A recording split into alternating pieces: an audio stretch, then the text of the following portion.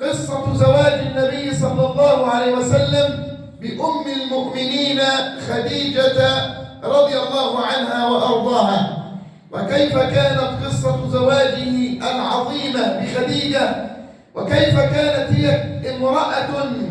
ذكية لدرجة أنها لم تفرط في النبي صلى الله عليه وسلم، بل هي التي عرضت عليه الزواج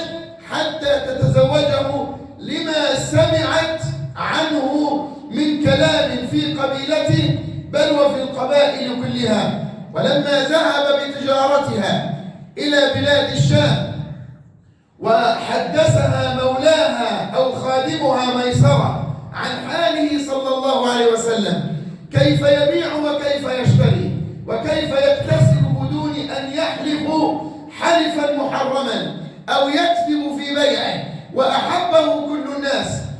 كما أخبر هو صلى الله عليه وسلم في حديث: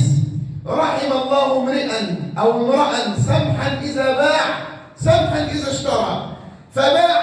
واشترى ولم يخسر. وجاءت الأخبار من ميسرة بأن الأخبار التي يقصها النصارى واليهود أن هذا هو النبي القادم الذي جاء في كتبهم، ففازت السيدة خديجة بأن تكون هي زوجة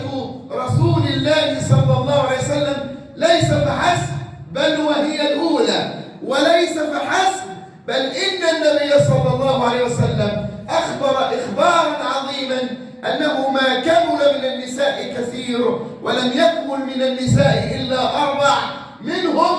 خديجة بنت خويلد.